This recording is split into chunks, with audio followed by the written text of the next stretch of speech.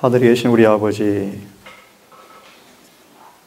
이 한날도 어느덧 지나가고 어두운 밤이 되었습니다. 이 밤도 우리와 함께 임재해 주셔서 방금 부른 찬미처럼 성모 성자 하나듯 우리 하나 되는 법을 가르쳐 주셔서 이 밤도 주님과 하나 되는 놀라운 경험을 통하여 누구도 앗아갈 수 없는 영생의 확정과 평강이 우리 마음속에 둘러진치기를 간절히 기도합니다. 우리의 상처받은 마음, 죄로 얼룩진 우리의 더러운 영혼들을 이 시간 은혜의 강가로 우리를 초청하셔서 아무도 낙심할 필요가 없는, 아무도 불평할 필요가 없는 충분한 은혜가 준비되었음을 믿음으로 붙잡고 그 은혜의 강샘물 깊은 곳에서 물을 마심으로 영생의 놀라운 선물을 다 누릴 수 있도록 인도해 주시옵소서.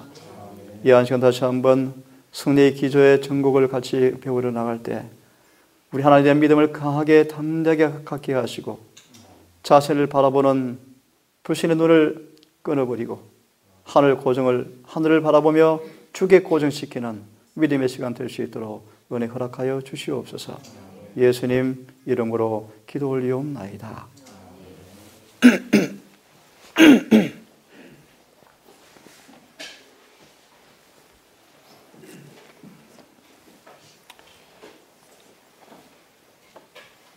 우리 성경을 좀 먼저 본문을 좀 앞서서 우리 용기와 좀 확정을 주기 위해서 맨 말씀을 좀 먼저 보도록 하겠습니다. 히브리서 11장의 말씀 보시면 우리 잘 아시는 것처럼 믿음이 무엇인가를 정의한 본문의 말씀이죠. 히브리서 11장입니다. 우리 너무 잘 아시는 성경 본문의 말씀이 히브리 11장인데 1절을 제가 다시 보시면 이제 믿음은 바라는 것들의 실체요 보이지 않는 것의 증거다. 6절을 보시면 그러므로 믿음이 없이는 하나님을 기쁘시게 하지 못한다. 그래서 그분께 나아가는 사람들은 반드시 그분께서 계신 것과 또한 그분께서 부지런히 찾는 사람들 앞에 반드시 보상해 주는 분임을 믿어야 하느니라. 이 시간 잠시 약속에 대한 말씀을 좀 드리고 오늘 공부를 하고 싶은데요. 다시 이 본문을 좀 보시면, 오늘 이 화면을 보시면요, 약속의 위대함을 인식하기 위해서 아침 본 말씀처럼 하나님께서 우리에게 무엇을 약속하셨습니까? 생명과 경건에 속한 모든 걸 주심을 통해서 우리로 하여금 누구든지 원하면 신의 성품의 참여자가 될 것을 약속하셨습니다. 이 시간 다시 한번 제가 약속이 무엇인가 조금 말씀을 드리고 공부를 하겠습니다. 조금 전에 우리가 뭘 보았냐면 이제 믿음은 바라는 것들의 실체다. 보지 못하는 것들의 증거라고 말씀하십니다. 그래서 6절을 인용해 주었는데요. 믿음이 없이는 그분을 기쁘시게 할 수가 없다. 그래서 그분께 나가는 사람들은 그분께서 반드시 계신 것과 그분께서 부지런히 자신을 찾는 자들에게 보상해 주는 분임을 믿어야 할지니라 라고 말씀하십니다. 히브리서 6장을 좀 봅시다.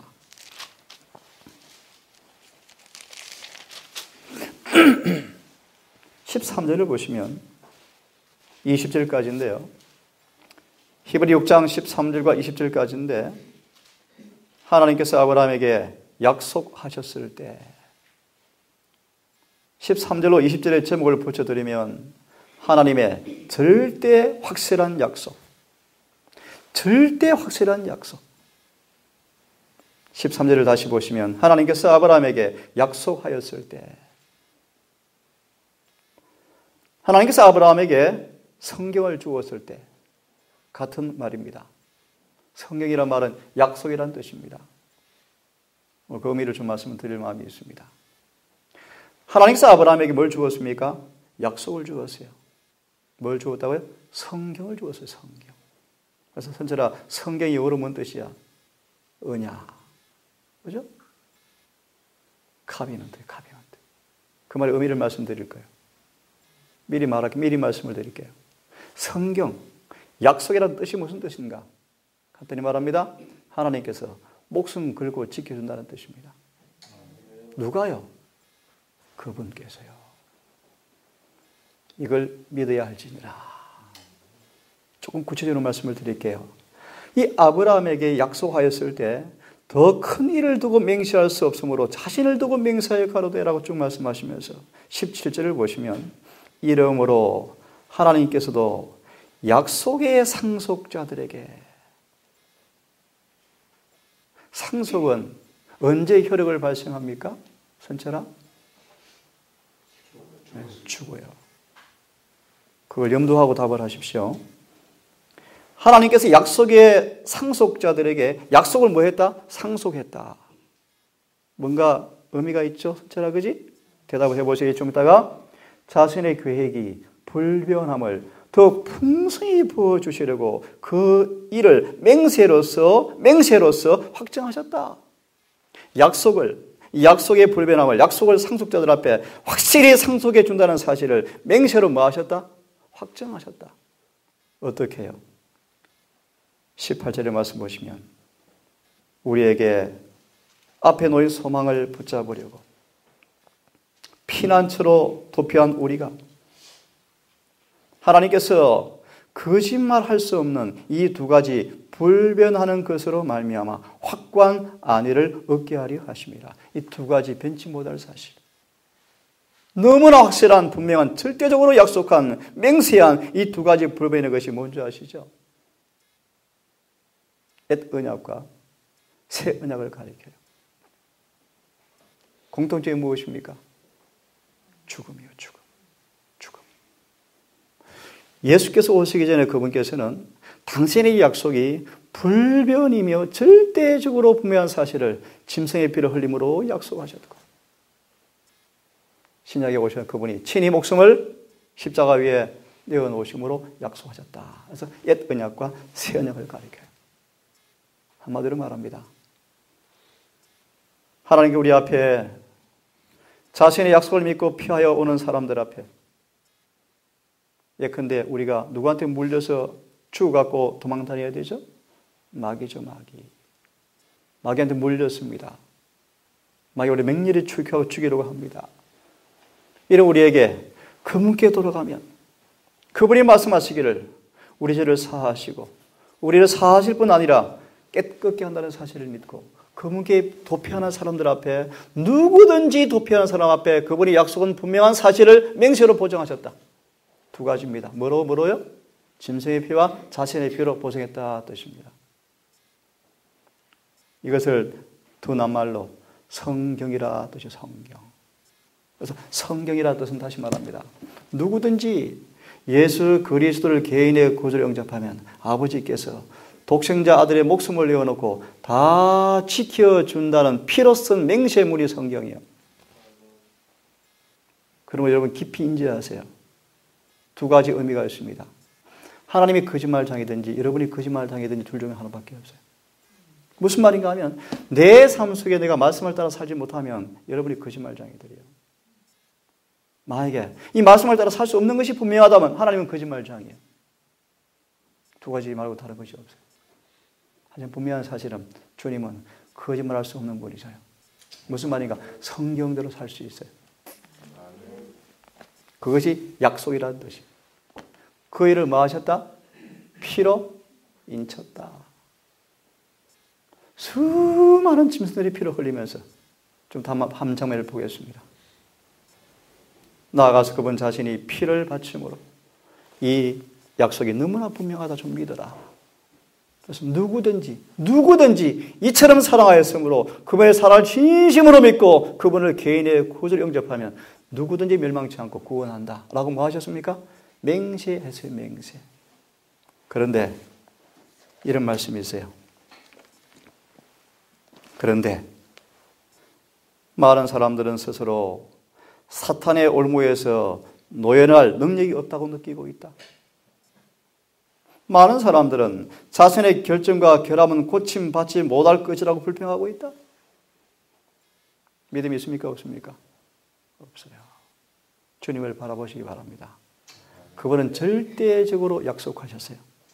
하나 더 보겠습니다. 창세기 15장을 보시면 창세기 15장입니다. 내가 성경을 펴면서 다시 중요한 말씀을 드릴게요. 성경을 읽을 때 여러분 간절히 부탁합니다. 문자 그대로 다 읽어버리고 문자 그대로 다 받으세요. 여러 번 언급했지만 성경 앞뒤의 문맥이 다른 의미를 부여하지 아니하면 문자 그대로 풀라고 말씀하십니다. 그 구절에 다른 의미를 더하는 사람들은 거짓종들입니다. 예니신 나온 말씀이죠. 그 의미를 곡해하지 마세요. 있는 그대로 문자로 받으세요. 그대로 믿으세요. 그대로. 성경이 가르치며. 왜 신학이 제가 싫으냐 하면요. 신학은요. 한 구절을 놓고 엄청난 사람의 생각을 삽입시켜서 빙빙 돌려서 본질을 싹 왜곡시키는 게 신학의 일반적인 가르침들이에요. 예를 들어볼까요? 노아는 완전했다. 이것을 가지고 엄청나게 강의를 1시간 강의해서 다르게 딱 결론 내리는 게 신학이에요. 성경 그대로 말합니다. 노아는 완전한 사람이었어요. 그가 실수했어요. 실수했을 때는 완전한 사람이 아니었어요. 그는 완전을 빼앗겼어요. 이렇게 해석하시면 안 돼요. 노아가 완전했지만 불완전했다. 이렇게 하면 안 돼요. 노아가 완전했다 뜻이 뭔가? 온 목숨을 다하여 그분의 말씀 100% 순종했어요. 노아처럼 살 사람이 있습니까? 120년 동안 모든 재산 다 팔고 세상 다 포기하고 뭐 했습니까? 방주지었어요. 쉬웠어요? 어려웠어요? 어려웠어요. 미친놈, 광신주의, 정신 나간 사람, 무모한 사람, 하나님의 품성을 너무나 무섭게 하는 사람, 온갖 공격을 다 받았습니다. 노아는 120년 동안이나 세상에 말씀 그대로 순종했어요. 그런 완전한 사람이었어요. 그런 그가 술 먹고 취했죠. 그때 그는 죄인이었어요. 그 다음 기록이 없지만 그는 회개하고 다시 거듭나야 됐어요. 왜 이 말씀을 드리는가? 이렇게 말씀드리면 안 돼요. 노아도 완전했지만 그도 인간이었다. 그도 넘어졌지 않느냐. 그러니까 우리가 그런 피한 구원받는 것이 은혜로 구원받는 것이지 채워주어서 구원받는 것이지 그게 진리가 아니라는 것입니다. 그런 노아가 정말 온전한 사람이었지만 마음과 뜻과 목숨을 다해 그분의 말씀대로 살았던 사람이었지만 그도 실수해서 넘어졌어요. 그래서 구주가 필요했고 성경 기록은 없지만 그는 반드시 회개하고 다시 거듭났습니다. 요즘 두려워하라 말씀을 공부하시면서 모세와 다윗을 공부해 보셨죠? 처음 듣는 분을 위해서 다시 말씀을 드릴게요. 성경은 참 놀라운 책이에요. 자기를 변명하기를 좋아하고 죄를 변명하기 좋아하고 품새의 결함을 변명하기 좋아하는 사람들은 그렇게 볼 수 있도록 여지를 남겨두셨대요. 다시 말할게요. 내 결함과 결점과 실수와 허물이 있어도 그걸 정말 오늘 우리 장로님 선택한 기도처럼 예수와 되는 법을 가르쳐 달라는 그 기도를 간절히 함으로 그 표준에 가기 위해서 맹렬히 노력하기는커녕 그 상태에 있으면서 노아도 죄를 지었네. 아브라함도 실수했네. 라고 자신의 결함과 결점을 변명과 핑계거리로 자위하는 사람들 앞에 그들의 마음속에 욕심을 따라서 성경에 그렇게 실제는 그렇지 않는데 그렇게 보여지도록 하나님은 성경에 그런 것들을 흩어 놓으셨대요. 왜 그러시는가? 주님은 누가 진짜 그분을 믿는 사람인지 누가 진짜 그분을 사랑하는지 아는 사람을 골라내기 위해서 성경 가운데 그런 부분을 흩어 두셨대요. 제 말이 아니고요. 정로의 계단 13장 읽어보세요. 12장이 딱 나와요.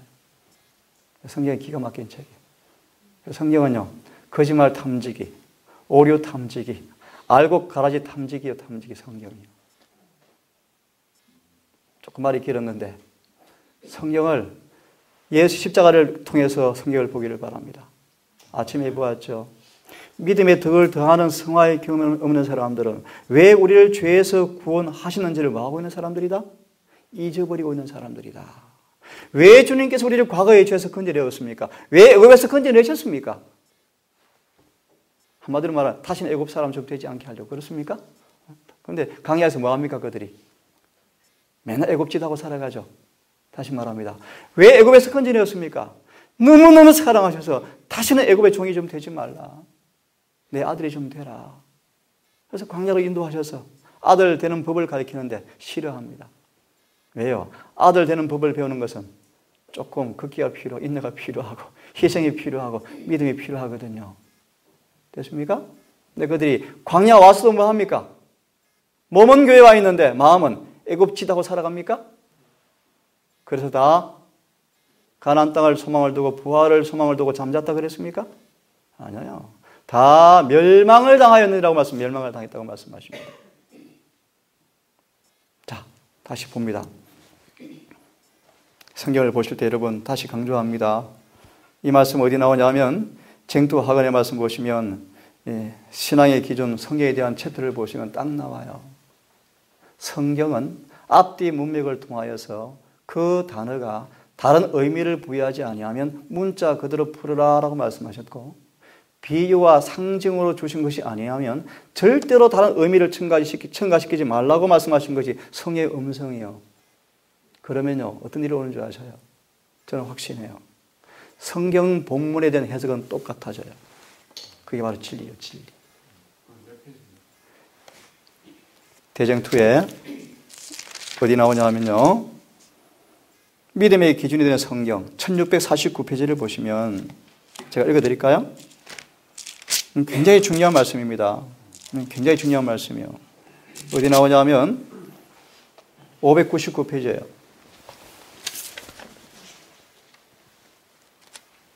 제가 최근도 신학대학원생을 만났는데 똑같은 얘기를 하는 거예요. 성경 본문과 예언신의 본문을요 다르게 풀어요. 다르게. 결론만 드릴까요? 그들 속에 있는 죄를 변명하는 모습으로 성경을 풀어가요. 제가 강남중앙교회 부흥회를 갔는데 의사된 장로가 하는 말이에요. 저한테 하는 말이에요. 예수님도 생선 먹었는데요.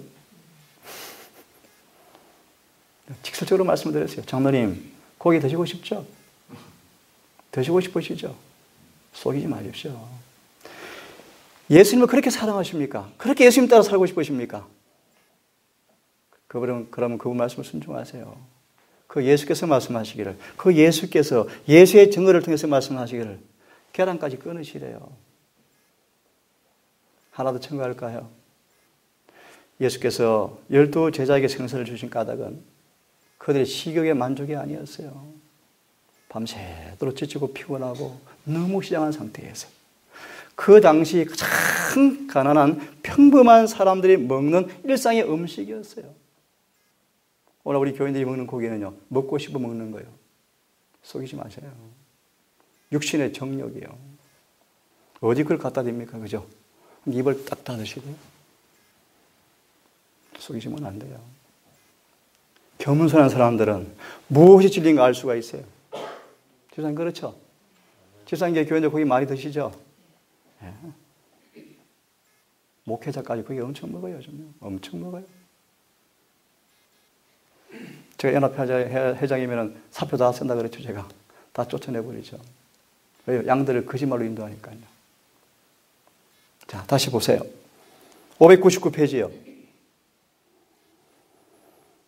성경에 가장 분명하게 나타나 있는 진리가 학자들, 신학자들 때문에 의심과 흑암 속에 묻혀버렸는데 소위 많이 배운 사람일수록 성경 한 줄 가지고 1시간 강의해요. 소위 많이 배운 사람일수록. 그렇죠? 맞아요. 이번에 제가 포천교회를 갔는데 군청에 과장으로 은퇴하신 분이 강의를 참석했는데 강의를 마친 다음에 이런 얘기를 하더래요. 저 강사 정말 성경 무식한 사람 같다. 모르는 사람 같다. 왜 다 화면을 펴고 해주냐. 그러더래요. 그래서 그 다음날 일부러 내가 화면을 꺼버리고 성경도 안 펴고 제가 다 말을 해버렸어요. 1시간 강의를 해버렸어요. 그러니까 감동을 받았나 봐요. 제가 일부러 보여드리는 거예요. 일부러 좀 보게 하려고, 읽게 하려고, 기억에 남게 하려고요. 근데 이런 수많은 신학자들이 말하기를 성경에는 그 사용된 언어에 나타나지 아니한 신비하고 은밀하고 영적 의미가 있다고 가르친다. 누가요? 신학자들이. 저를 따라하십시오. 그런 사람들은 거짓 교사들이다. 누구의 말씀이에요? 699페이지 말씀. 정말 그래요. 정말 그래요. 성경 기록의 언어는 표상과 상징에 사용된 것 외에는 그 언어 분명한 뜻 그대로 해석되어야 한다. 그렇죠? 그랬더라면 무수한 사람들이 잘못 인도되고 혼란케 하는 거짓 교사들이 없었을 것 같다면 수많은 영혼들이 오류해서 방황하고 있는 무수한 사람들이 예수님의 우리 안으로 인도되었을 것이다. 어제 우리 강상규 형제가 잠깐 대화를 나누었는데 그래요. 요즘 제가 하나님을 두려워하라는 말씀을 좀 가르치고 있잖아요. 저는 이렇게 성경을 가르치기 원해요. 두려워하라라고 말하면 두려워하라 뜻이 뭔가를 저는 설명하지 않습니다. 제가 혹시 참고할 분들은 참고하세요. 두려워하라라는 말이 무슨 말인가? 성경 사전 찾아볼 필요가 없어요. 헬라 히브리 찾아볼 필요가 없어요. 한 예를 듭시다. 두려워하라 라는 말씀을 예언상 가장 처음으로 외친 사람이 누구죠? 윌람 밀러예요. 밀러가 고등학교 나온 밀러가 농부였던 밀러가 두려워하라 라는 말씀을 성의 감동으로 외치자 그 두려워하라 라는 뜻이 뭔가는 놔두고요. 두려워하라고 외치자 어떤 결과가 나타났습니까? 예, 식음을 전폐하고 골방에 달려가서 밤새도록 울었어요. 그것이 두려워하는 거예요. 성경 그렇게 연구하는 거예요. 거짓말 할 수가 없어요. 그래서 장상희 형제가 그래요. 제 두려워하라는 강의를 듣고 도무지 못 듣겠더니 두려워서요. 그래서 끄고 어제 그분 표현입니다. 8시간을 콧물 눈물이 흘러내리는데 회개가 일어나더래요. 그게 두려워하는 거예요. 왜요? 그분의 거룩한 품성 앞에 거룩한 보좌 앞에 심판대 앞에 서게 되어질 때 우리 모든 죄가 다 드러나버려요. 그때 죄인들은 두려워 떨 수밖에 없어요. 그 두려움은 공포가 아니고요. 그분의 거룩한 품성을 인지되어질 때 죄에 대해 느끼는 인간의 모습이에요. 그래서 그런 두려움 우리를 뭐 하게 할까요? 영광을 돌리라 라는 경험으로 인도해요. 그들을 거듭나게 하고 회개시켜서 의의를 체험하게 만들어줘요. 좀 더 쉽게 말합시다. 감기 그럼 별로 심각하지 않죠. 암 2달 남았습니다. 하면 어떻습니까? 좀 심각해집니까? 심각해져요. 여러분 그걸 느끼지 아니하시면 열렬히 기도하지 않아요. 그걸 느끼지 않으시면 세상 포기도 하지 않아요. 그냥 자꾸 장난쳐요. 왔다 갔다 해요. 그래서 이런 말씀 들어보셨어요? 수많은 재림교인들이 하늘 가난 변경에서 장난치고 있다. 어떤 장난? 불장난치고 있다. 불장난하면 어때요? 시커멓게 탑니까? 타요. 은혜 시간이 거의 끝나가는데 지금 뭐합니까 사람들이? 하나님과 장난치고 있어요. 시간이 오래가지 않습니다. 절대 오래가지 않습니다. 우리 변화 절대 하루아침 생기지 않습니다. 맞습니까? 모세는 40년 걸려서 40년이요. 낙심하지 마십시오. 모세는 40년 걸렸지만 12제자는 3년 반밖에 안 걸렸어요. 용기 내시고 그분의 은혜는 무한합니다. 오늘 그분의 말씀 앞에 순종하시고 복종하기를 간절히 바랍니다. 조금 말이 빗나갔는데요. 이 말씀 드린 까닭이 뭔가 하면 성경을 그대로 믿으시고 그대로 믿고 기도하시고 구하시기를 바랍니다. 자, 창세기 15장 말씀 좀 드려야 되겠어요. 창세기 15장을 보시면 15장을 좀 펴보십시오. 8절만 먼저 보겠습니다. 이 말씀 드린 까닭이 뭔가 하면 약속, 성경이라 뜻이 무슨 뜻인가를 다시 한번 확인시켜드리기 위해서 말씀을 폈습니다. 그가 이르되 주 하나님이시여 내가 이 땅을 상속받을 줄을 무엇으로 알리까 하니. 참고로 아브라함에게 몇 가지를 약속하셨죠? 아들과 약속의 땅을 주겠다. 아들을 주고 땅을 주겠다. 이게 무슨 뜻일까요? 깊이 연구해 보시면 아들을 준다는 말은 우리를 죄에서 구원한다는 뜻이고, 가나안 땅을 준다는 말은 하늘을 준다는 말이에요. 영생과 하늘 본향을 준다는 말이에요. 이걸 아브라함에게는 이삭과 가나안 땅을 준다고 말씀했어요. 이삭을 통해 누가 태어날 것입니까? 예수님요. 이 가나안 땅 뭘 상징합니까? 하늘 가나안을 상징해요. 영생과 하늘을 준다는 것입니다. 주여, 이것을 내가 무엇으로 알리까? 9절의 말씀. 짐승을 가져와라 라고 말하면서 10절의 말씀. 짐승을 중간에서 나누고 반으로 쪼개라. 이것이 언약이라 뜻이 언약. 이것이 성경이라는 뜻이에요. 성경, 언약이라 뜻이 뭐라고요? 중간을 반으로 딱 쪼개다 뜻이에요. 이게 성경이라는 뜻이에요. 정말 성경은 둘로 쪼개져 있습니까? 구약과 신약이에요. 구약과 신약이에요. 그 모든 약속들이 절절마다 뭐가 묻어 있죠? 구약은 짐승의 피가 묻어 있고 신약은 예수의 피가 묻어 있어요. 다 누구의 피입니까?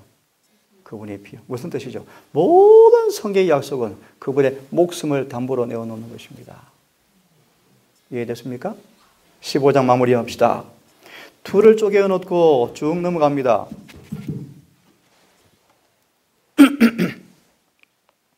11절의 말씀 보시면 날 짐승들이 그 사체들 위에 내려올 때 아브라함이 그것을 쫓아내었더라. 이게 무슨 뜻일까요? 짐승을 둘로 쪼개어 놓고 이제 해가 지도록 기다리는데 뭐가 날아와요? 까마귀와 까치가 살구가 날아와서 하라니까 아브라함이 어떻게 합니까? 쫓았더라. 예언에서는 그렇게 말씀하십니다. 그 약속을 믿고 기도할 때 사탄이 주는 의심을 물리치라. 뿌리치라. 라고 아브라함이 이제 기다리는데 쭉 넘어가시면 17절을 보시면 해가 져서 어두울 때 연기 나는 화로가 보이며 타오르는 등불이 그 조각 사이로 지나갔더라. 누가 지나갔습니까? 그분이 지나가셨어요. 마무리합니다. 이 15장의 뜻은 무슨 뜻인가? 하나님께서 우리에게 성경을 주었다. 언약을 주었다. 그래서 성경, 언약이라는 뜻이 뭐라고요? 둘로 쪼개다. 그분의 죽으심으로 우리에게 맹세했다. 그래서 그분은 절대로 거짓말할 수 없는 분이셔요. 약속 그대로 이루어질 거예요. 성경에 재림이 속히 오실 것을 말씀했습니까? 그제 말씀드렸습니까?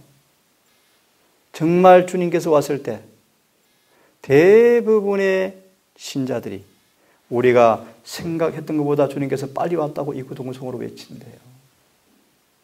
제가 이곳에 온 지가 17년 되었어요. 17년. 정말로 깜짝을 써요. 엊그제 같은데요.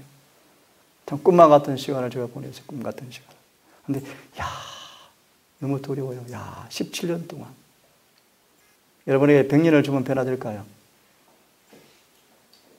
그래서 하나 좀 더 두려운 얘기 드립니다. 그래서 기회를 오래 주어도 안 될 사람들은 끝낼지도 모릅니다. 주님께서. 지금이 그런 시간이래요. 에브라임이 우상과 연합하였으므로 내버려두라. 실족하려고 드리는 말씀이 아니에요.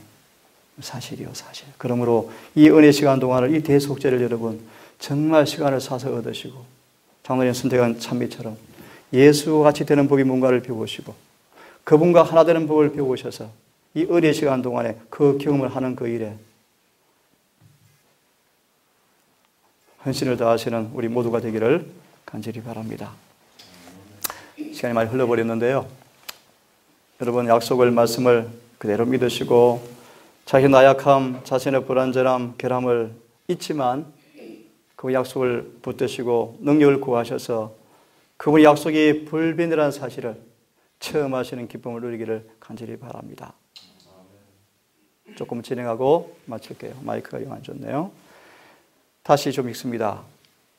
약속의 위대함을 인식하기 위해서 우리는 약속의 배후에 계신 분을 체험적 지식을 통해서 알아야 한다.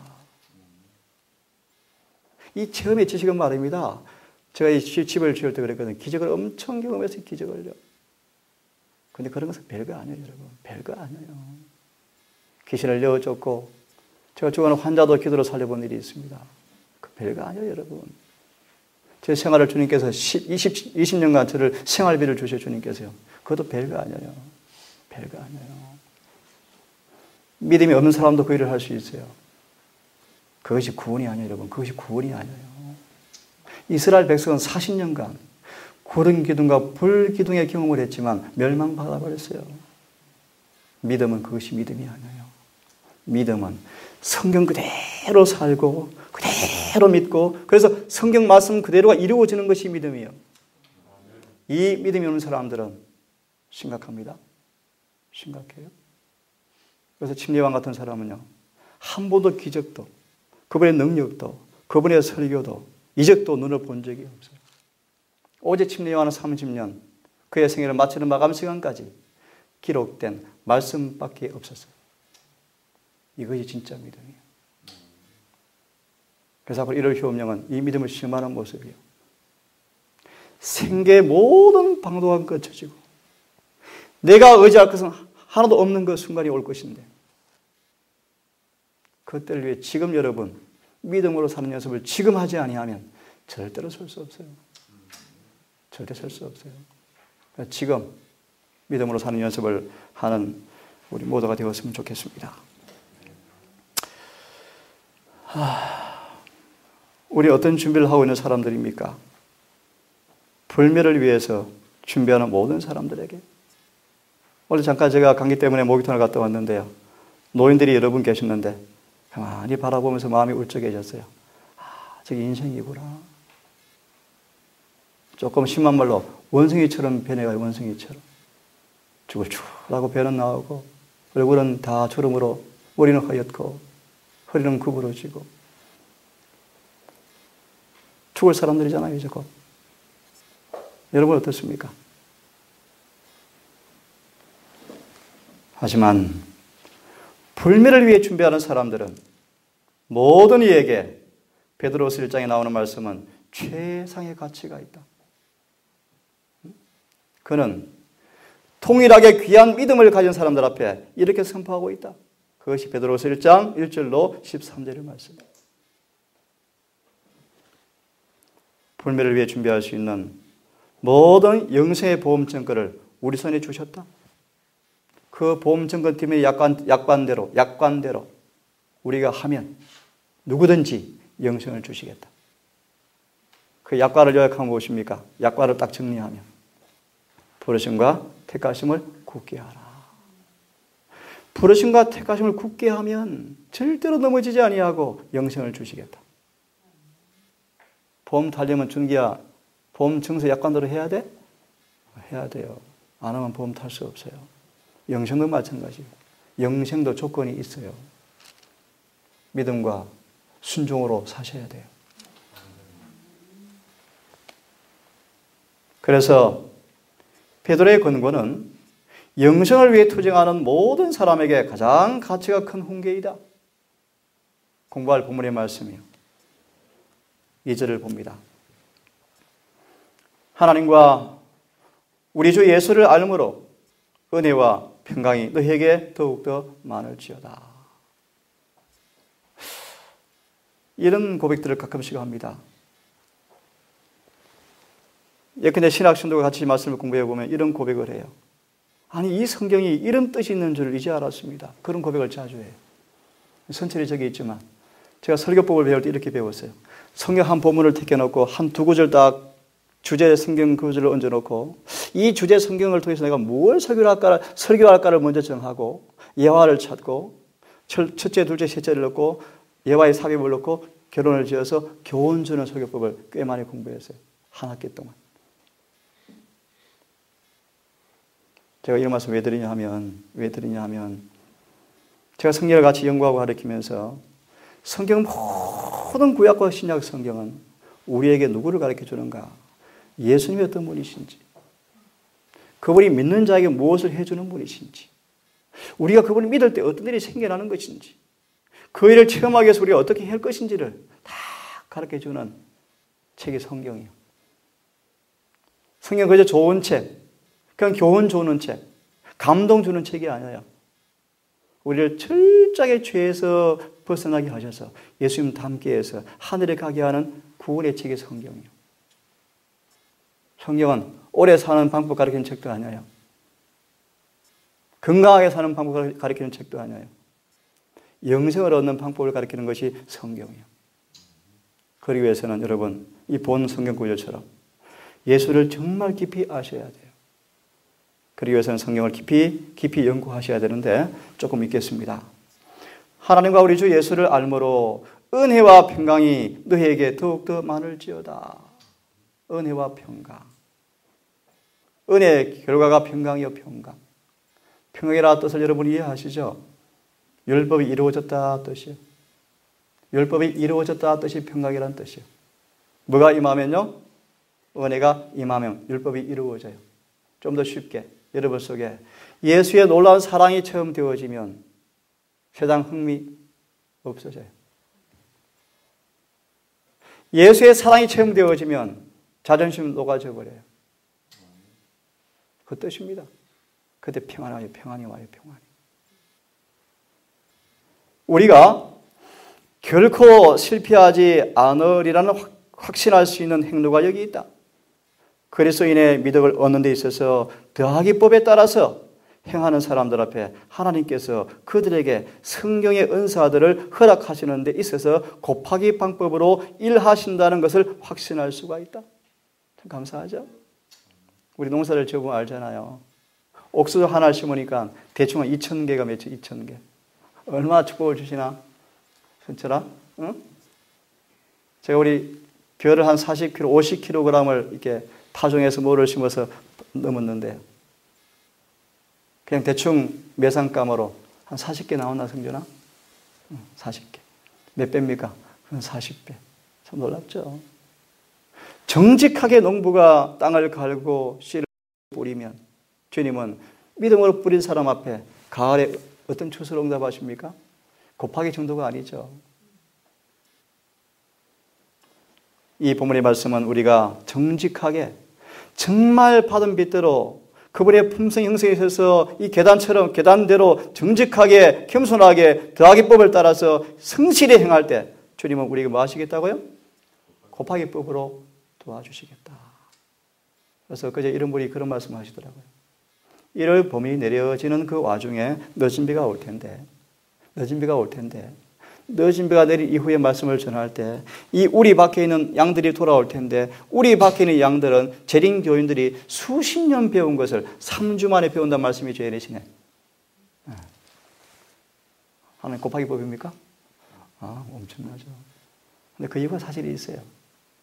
깊이 이해해 보시면 그들은 즉시 그런 일이 생기는 것이 아니고 그 늦은 비가 오기 앞서서 특별히 집사님 저기 계시는데 많은 재림교회를 통해서 이미 예언의 선물을 받은 사람들이 늦은 비 때 그런 경험을 할 수 있는 준비가 미리 이루어져 왔대요. 그냥 이루어지는 건 사실 아니에요. 여하튼 하나님은 그런 분이십니다. 곱하기법으로 일하실 것이다. 용기 내십시다. 네, 얼마 남지 않았지만 하나님께서 우리에게 이런 놀라운 은혜를 주신다고 말씀하셨습니다. 베드로는 같은 보배로운 믿음을 받은 자들에게 하나님과 우리 주 예수를 알므로 은혜와 평강이 많을지어다라고 인사했다. 하나님의 은혜로 말미암아 하고자 하는 모든 사람들은 땅에서부터 하늘에 닿는 빛나는 계단을 올라가서 마침내 노래하며 영영한 희락을 띠고 문을 통과하여 하나님의 도성에 들어갈 수 있을 것이다. 뭐 하는 사람들은요? 은혜로 말미암아 하고자 하는 사람들. 무슨 뜻입니까? 마음으로도 알아주십시오. 은혜는 우리 노력 대신 주는 것이 아닙니다. 다시요. 은혜는 우리의 노력을 대신하는 것이 아니에요. 은혜는 무엇입니까? 노력하는 자에게 더 큰 능력을 주어서 이루어주는 게 은혜예요. 이해했습니까? 다시 예를 들까요? 쉬운 예를.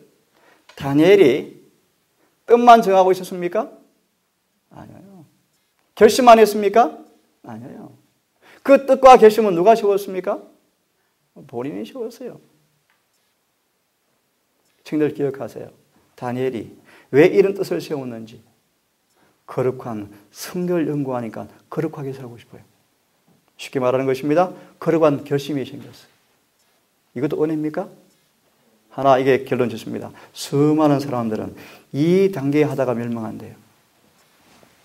결심만 하다가 멸망한대요. 그 다음 보세요. 뜻을 세웠습니다. 뜻을 세워놓고 그는 그 뜻을 실행에 옮겼습니다. 맞습니까? 옮길 때 전체라 어떤 각오했어? 목숨을 내어놓았어요. 심지어 어떤 문제 앞에? 어떤 문제 앞에? 예, 먹는 거예요.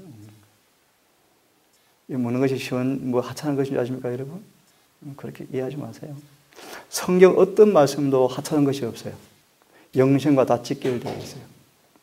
다시 말합니다. 뜻을 세워서 그 뜻을 어떤 희생과 손실이 옴에도 불구하고 다니엘은 실행에 옮겼어요. 자, 다시 은혜로 말미암아 하고자 하는 모든 사람들은 설명합니다. 다니엘이 정말 하고 싶어서 목숨 걸고 실행에 옮겼어요. 환관장이 위태로웠어요. 나 그렇게 하면 나도 죽을 수 있어. 안 돼.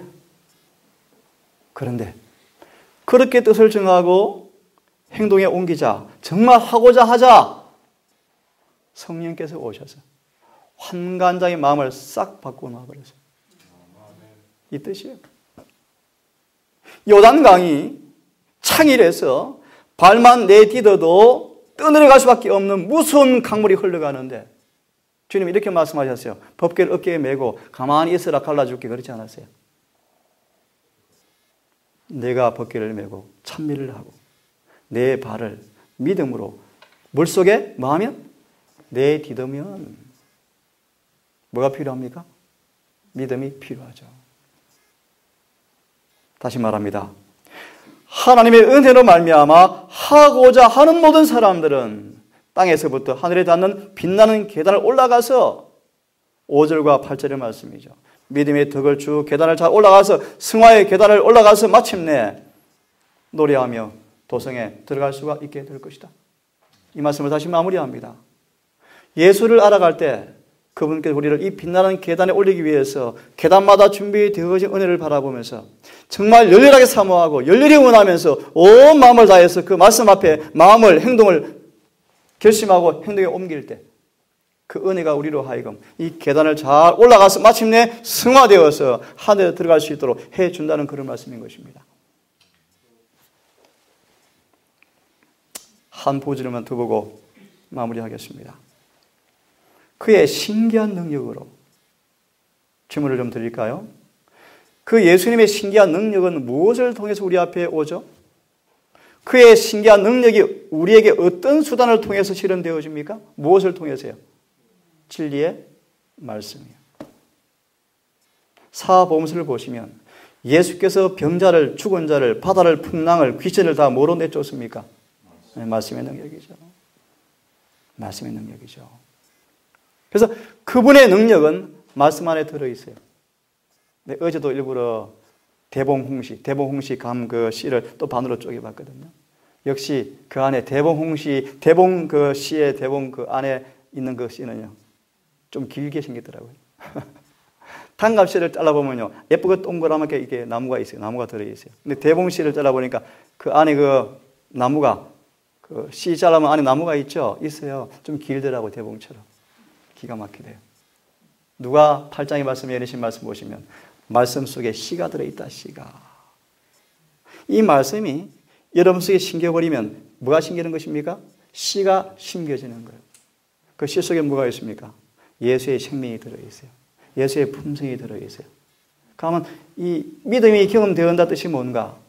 진리가 마음에 심겨져서 그 진리가 마음에서 싹이 나서 내 생에 변화되는 경험으로 왔을 때 믿음이 체험되었다 뜻입니다. 내가 등록금이 없는데 기도했더만 등록금을 주더라. 아, 그럴 수 있어요. 정확한 성경 의미의 믿음은 아니에요. 그것은 아니에요.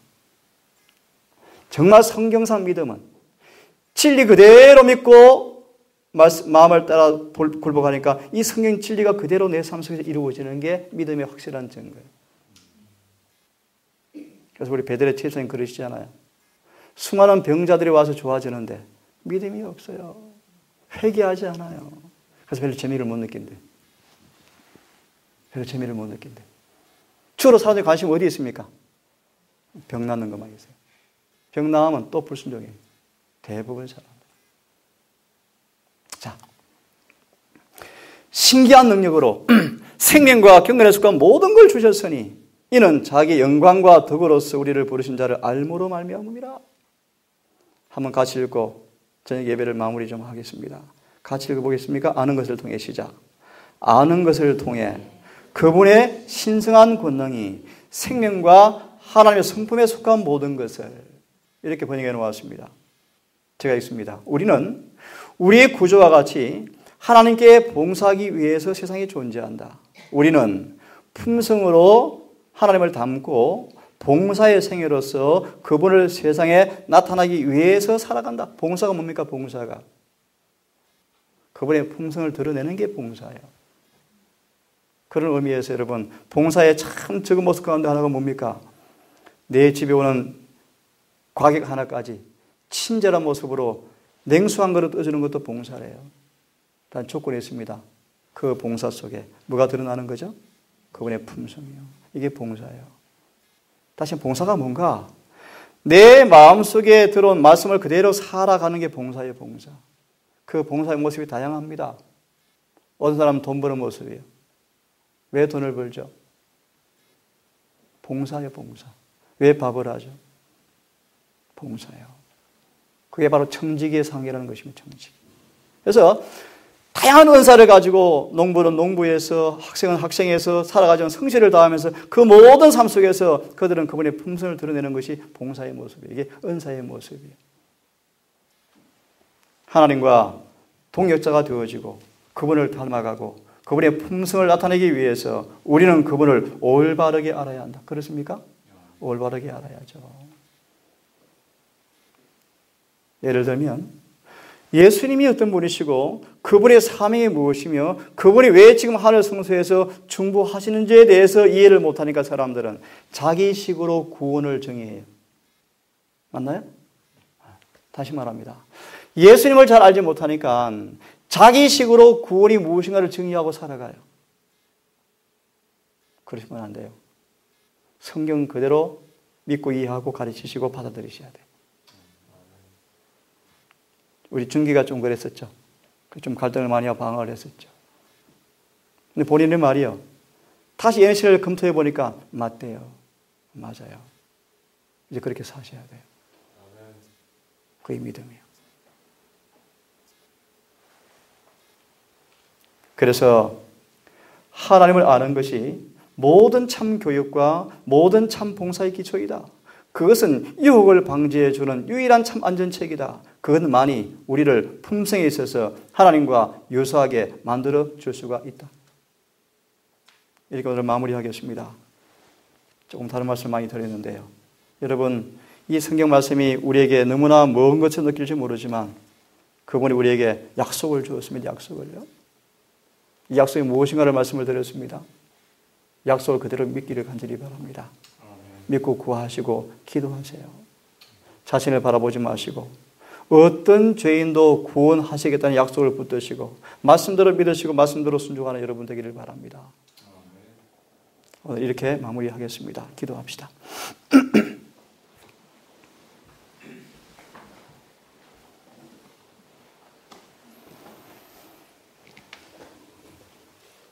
하늘에 계신 아버지, 수없이 배은망덕하는 우리지만 우유부단하고 결심은 수없이 하지만 우리 자신도 믿을 수 없는 우리지만 이런 우리에게 하나님께서 약속을 맹세를 하였음을 아버지 참으로 감사합니다. 주의 약속을 에녹처럼 참으로 믿고 말씀 그대로를 실천하고 그대로 삶으로 그 시대 에녹은 정말 산처로 들림받은 거룩한 첫째 사람이 되었던 것처럼 우리 또한 말씀을 그대로 믿고 삶을 통하여 이 약속의 벼에 계신 그분을 정말 깊이 알므로 그의 신기한 능력으로 이 모든 말씀이 그대로 이루어지는 경험이 우리 삶 속에서 응하게 해 주시옵소서. 이 말씀이 부담스럽고 힘겨울지 모르지만 믿음 없음을 주 앞에 내어놓고 기도하게 하셔서 믿지 않는 자가 되지 말게 하시고 믿는 자가 되게 하셔서 모든 약속이 내 자신의 경험으로 체험되어지게 인도해 주시옵소서. 하루를 마치고 주님 이제 어두운 잠자리에 가고자 합니다. 모든 처소마다 주님 친히 임재해 주시기를 간절히 기도합니다. 평안한 밤 되게 하시고 얼마 남지 않은 마지막 2014년을 마무리하며 잘 정리하고 또 잘 마무리하여서 더 이상 후회할 것이 없는 기록을 남기게 하시고 모든 죄를 용서받고 새 마음과 새 영을 받은 모습으로 새 하늘을 맞이하여서 새 한 해는 정말 주님과 동행함으로 이전에 없는 더 놀라운 신앙의 처음에 계단을 올라가는 우리 모두가 될 수 있도록 인도해 주시옵소서. 예수님 이름 의지하여 기도 올리옵나이다.